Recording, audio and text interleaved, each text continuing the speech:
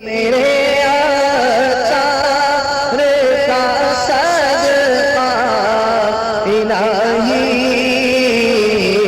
میرا جذبہ کسی صورت نہ کم ہو۔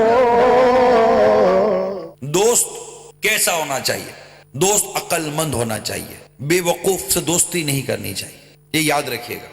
یہ بے وقوف تمہیں ضائع کر، جو اپنا بھلا نہیں کر سکتا وہ تمہارا بھلا کیا کرے؟ اور عقل مند آدمی اپنی آخرت داؤ پہ نہیں لگاتا، یاد رکھیے گا۔ یہاں جب میں عقل مند کہوں گا تو ظاہر ہے کہ آپ کے ذہن میں ایک پڑھا لکھا آدمی آئے گا۔ جو نماز قضا کرتا ہو وہ کدھر کا عقل مند ہے؟ جو جھوٹ بولتا ہو، جوا کھیلتا ہو، بدکاریاں کرتا ہو، کدھر کا عقل مند ہے؟ اس کو اتنی عقل نہیں ہے کہ قیامت کے دن کیا جواب دے گا، قبر میں کیا جواب دے گا، حشر میں کیا ہوگا۔ جبکہ اسی عقل مند کہلانے والے شخص سے اگر زندگی کا فلسفہ پوچھو اور تجربات کے متعلق اس سے بات کرو تو ہمیں خود سمجھاتا ہے بھائی اچھا کرو گے تو اچھا ہوگا، برا کرو گے تو برا ہوگا۔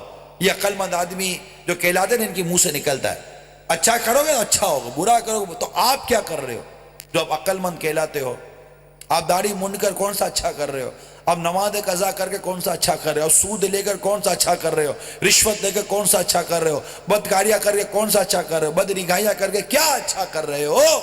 کہ ہمیں یا کسی کو آپ یہ سمجھاتے ہو کہ اچھا کرو گے تو اچھا ہوگا، برا کرو گے تو برا ہوگا۔ صحیح ہے، یہ بات غلط نہیں ہے، یہ اچھی بات کر رہے ہیں آپ کہ اچھا کرو گے تو اچھا ہوگا، برا کرو تو برا ہوگا۔ تو عقل کدھر چلی گئی؟ عقل کدھر چلی گئی؟ کیا عقل مند آدمی سود لیتا ہے کیا؟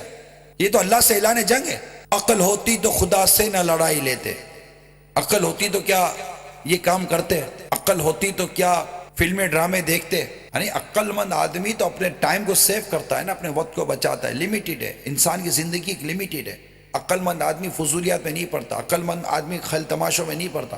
عقل مند آدمی اپنے ایک ایک لمحے کو اپنا سرمایہ تصور کرتا ہے اور اس کی یوٹیلائزیشن اس کے پاس بڑی پراپر ہوتی ہے، زبردست طریقے سے اپنے ایک ایک لمحے کو وہ استعمال کر عقل مند آدمی۔ اور وہ لمحات جو عقل مند آدمی استعمال کرتا ہے وہ لمحات ایسے ہوتے ہیں جو دنیا اور آخرت دونوں میں کام آتے ہیں۔ تو دوست عقل مند ہونا چاہیے۔ امام اعظم امام ابو حنیفہ رحمۃ اللہ تعالیٰ علیہ کی جب سیرت کا کتابیں لکھی جاتی ہیں تو ان میں آپ کی سیرت کو مختلف عنوان میں تقسیم کیا جاتا ہے۔ انہی میں ایک عنوان بنتا ہے آپ کا عقل۔ آپ بڑے عقل مند تھے امام اعظم امام ابو حنیفہ رحمۃ اللہ تعالیٰ علیہ۔ آپ کی اسی عقل کے باب میں لکھا گیا کہ امام اعظم امام ابو حنیفہ رحمۃ اللہ تعالیٰ علیہ اس قدر عقل مند تھے کہ انہوں نے اپنی کوئی ایسی طبیعت یا عادت بنائی نہیں تھی جو نیکیوں کو برباد کر دے۔ عقل کے باب میں کہ آپ نے اپنی کوئی ایسی عادت بنائی نہیں تھی جو نیکیوں کو برباد کر دے۔ پھر مزید آگے لکھنے والے کہ انہی میں سے ہے کہ امام اعظم امام ابو حنیفہ کی عمر مبارک کم و بیش 70 برس کی ہوئی اور آپ نے اپنی زندگی میں کبھی کسی کی غیبت نہیں کی۔ عقل مند آدمی غیبت کیسے کرے گا؟ آپ خود سوچو، عقل مند آدمی غیبت کیسے کرے گا کہ میں نے ایک کوشش کر کے ایک نیکی کمائی اور غیبت کر کر اپنی نیکی اس کو دے دوں۔ کسی کا قول ہے اگر غیبت کرتا تو میں اپنی ماں کی کرتا۔ کیا کہتے ہیں؟ غیبت کرتا تو اپنی ماں کی کرتا کہ میں چاہتا کہ میری نیکیاں میری ماں کو ملیں۔ یعنی وہ ایک چوٹ کرنے کے لیے کہ ماں سے میں اتنی محبت کرتا ہوں کہ میں اپنی نیکیاں میری ماں کو دوں تو ماں کی غیبت کی۔ یعنی غیبت کرنے سے بندہ اپنی نیکیاں جس کی غیبت کر رہا ہوتا ہے اس کے نامہ اعمال میں منتقل کر رہا ہوتا ہے، اور غیبت کے خلاف جنگ جاری رہے گی۔ نہ غیبت کریں گے نہ غیبت سنیں گے۔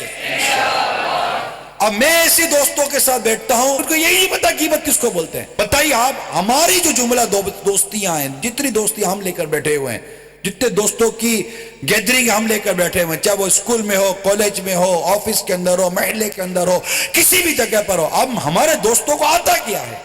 ہم نے کبھی دیکھا ہی نہیں تھا کہ جس سے دوستی کر رہا اس کو نماز پڑھنے آتی ہے نہیں آتی، اس کو غیبت سے وہ بچتا ہے نہیں بچتا، وہ اللہ کی فرما برداری کرتا ہے نہیں کرتا، وہ نافرمانوں سے ہم نے دوستی کی ہوئی، اللہ کے نافرمانوں سے دوستی کر کے بیٹھے ہوئے ہیں۔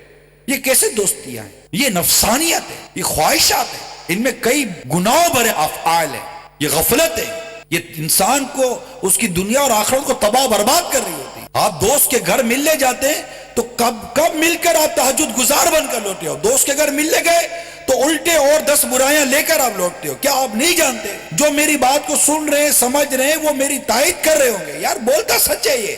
اسکول کے اندر آپ گئے، آپ کسی فرینڈ سرکل نے آپ کو تباہ برباد کر دیا. محلے میں گئے, اسی فرینڈ سرکل نے آپ کو تباہ برباد کر دیا. آپ کہیں جاب کے لیے گئے, کسی فیکٹری یا آفس میں کام کرے, آپ کسی فرینڈ سرکل نے آپ کو تباہ برباد کر کے رکھ دیا. سمجھدار سنجیدہ شخص پسند کس کو ہے؟ اللہ گلہ دم پچاڑ کرنے والے, باولوں کی طرح لڑکیوں کے پیچھے دوڑنے والے, موٹر سائیکلوں پر موج مستی کے ساتھ ہوں کر کے بھاگنے والے, الٹی سیدھی ہوٹلوں میں بیٹھ کر کھانا کھانے والے, منہ بھر بھر کے گالیاں دیتے ہیں. یہ دوستیاں ہماری.